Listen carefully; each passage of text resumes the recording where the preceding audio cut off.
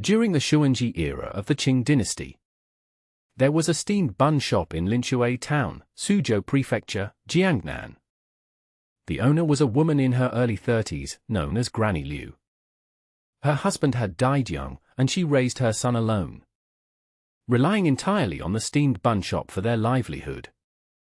Granny Liu was skilled, her steamed buns had thin skins and generous fillings, and her reputation spread far and wide. One morning, Granny Liu got up as usual to knead the dough and steam the buns. Around 1:45 a.m., just as the first batch of steaming hot buns came out of the steamer, she suddenly noticed that 2 were missing. Thinking she might have miscounted, she didn't pay much attention. But the next day, and the day after that, 2 buns were missing each day, always disappearing while she turned to get seasonings from the kitchen. Granny Liu became suspicious. The steamed bun shop was so small, who could steal from it? On the 4th day, Granny Liu pretended to go to the kitchen, but actually hid behind the door and peeked in. A small, thin figure darted in, deftly grabbing 2 steamed buns and stuffing them into her bosom. Granny Liu rushed out and grabbed her, only to see a little girl of about 7 or 8, her clothes tattered, her face dirty, and her large eyes filled with terror. "Little girl, where are your parents? Why are you stealing?" Granny Liu demanded sternly. The little girl trembled with fear, tears streaming down her face, stammering, "Grandma, I'm hungry, my little brother is hungry, please don't hit me." She then knelt down with a thud. Granny Liu's heart softened.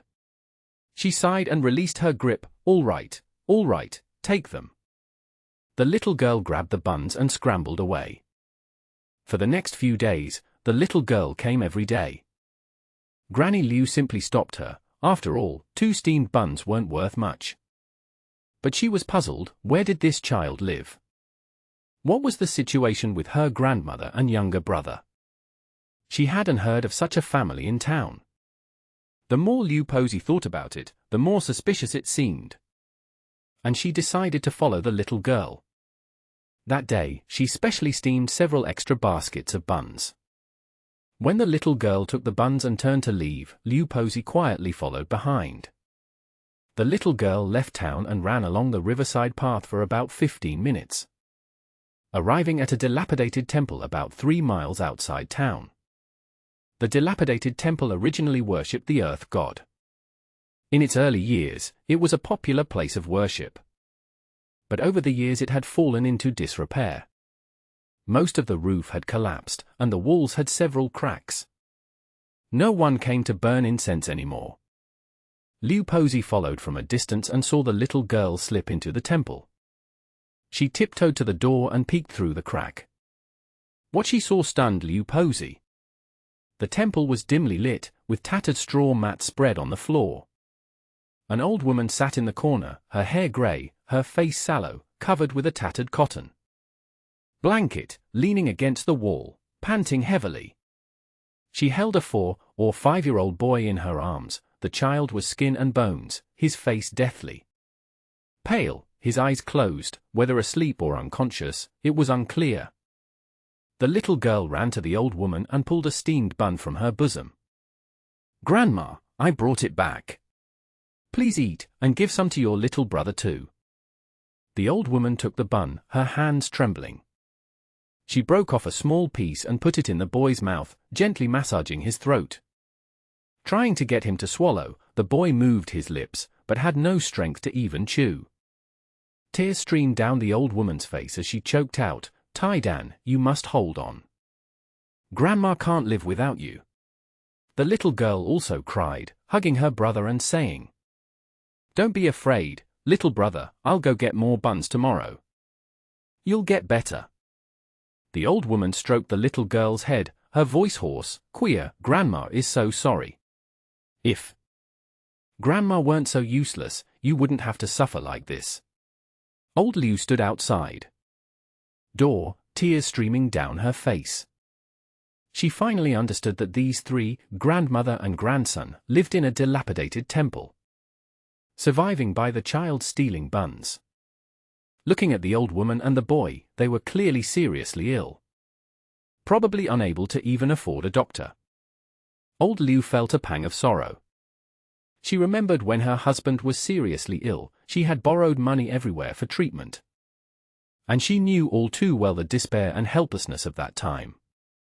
She took a deep breath, pushed open the temple door, and went inside. "Grandma, I'm not a bad person," old Liu said softly.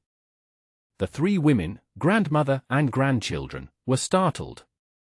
The little girl, Quia, immediately shielded the old woman and her younger brother, looking at Granny Liu with fear. "Quia, it's Grandma," the old woman recognized Granny Liu, lowering her head in shame. "It's my fault for letting the child steal your buns. If you want to hit or scold, come at me." Granny Liu stepped forward, squatted down, and carefully examined the old woman and the boy. The old woman's face was flushed an unnatural red, her forehead burning hot, and the boy had a high fever, cracked lips, and rapid breathing. Her heart tightened. "They're sick. We must see a doctor quickly. We have no money." The old woman smiled bitterly. "We don't even have money for food. Where would we get money for medical treatment?" Granny Liu's eyes reddened again upon hearing this. Without a word, she pulled a string of copper coins from her bosom. "Take this. I'll go to town and fetch a doctor right away." The old woman was stunned, her hands trembling as she tried to refuse. This is unacceptable. We're complete strangers." "Enough nonsense." Granny Liu shoved the money into the old woman's hand. Granny Liu, may not be a great philanthropist, but I can't bear to see people suffer. You stay here, I'll be right back." With that, Granny Liu turned and ran. She jogged all the way back to town, heading straight for the clinic. There was an old doctor in town named Sun, highly skilled and kind-hearted. Granny Liu rushed into the clinic, panting, "Dr. Sun, come with me quickly. Someone is very ill." Dr. Sun was taking someone's pulse when he saw Granny Liu's distress, and hurriedly packed his medicine box to go with her. The two arrived at the dilapidated temple one after the other. Dr. Sun entered, took one look, and shook his head. "The old woman is suffering from overwork and a cold. The child's condition is even more serious, it's an acute illness. A few more days and it might be. Dr. Sun, you must save them." Granny Liu cried anxiously. Dr. Sun sighed and began to take the pulses of the old woman and the boy, prescribing medicine.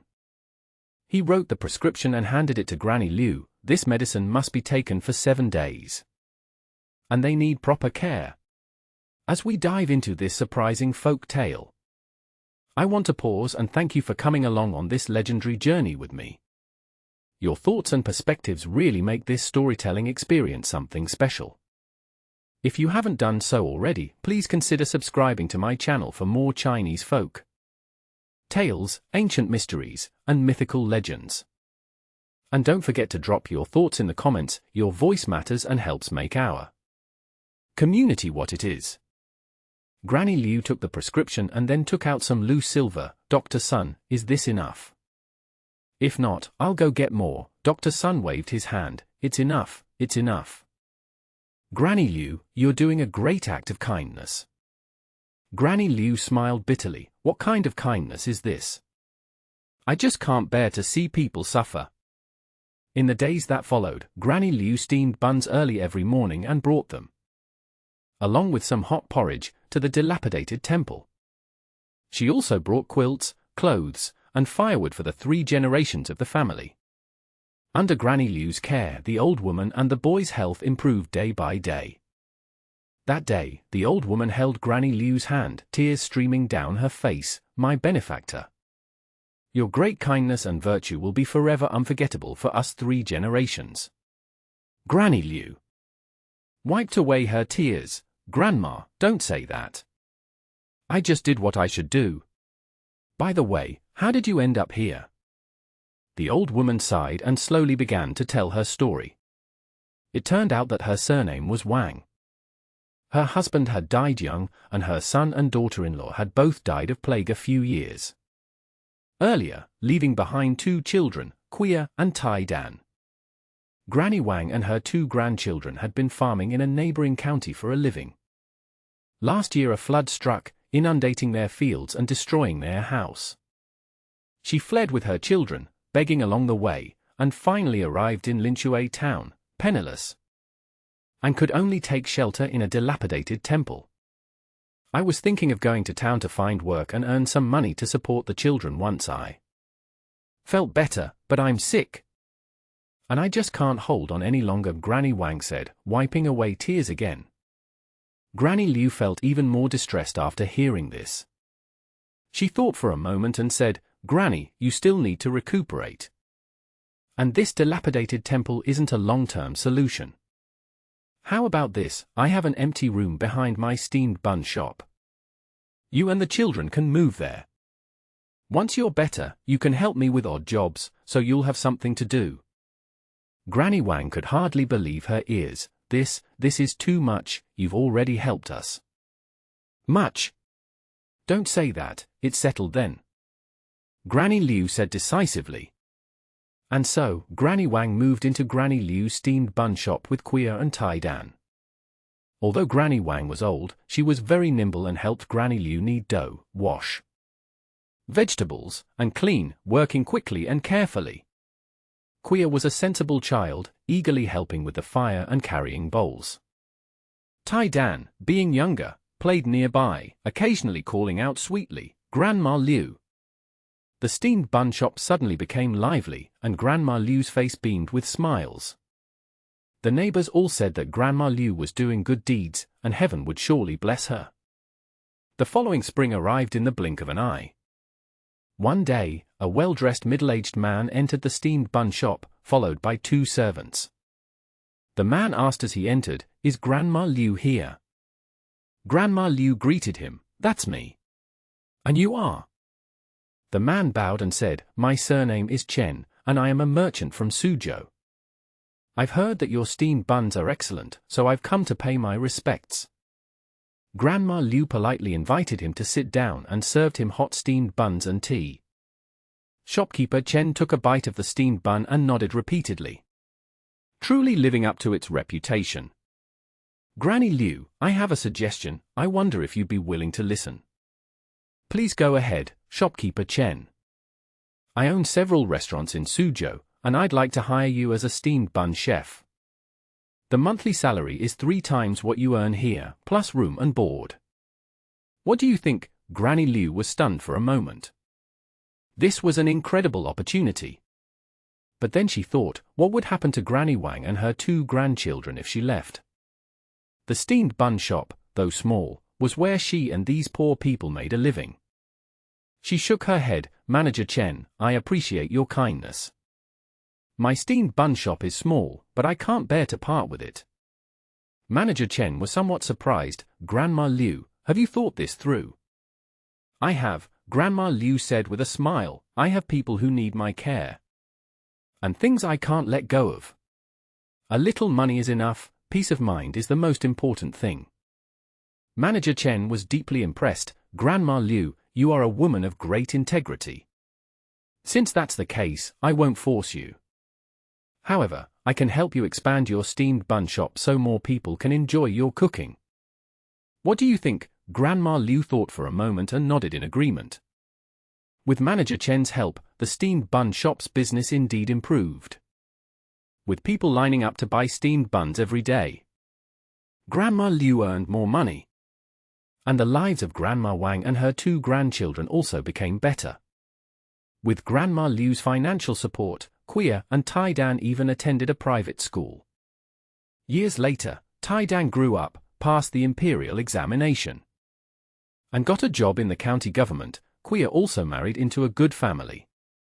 Granny Wang enjoyed her later years, telling everyone, "Granny Liu was our family's savior. Without her, we would have been dead long ago."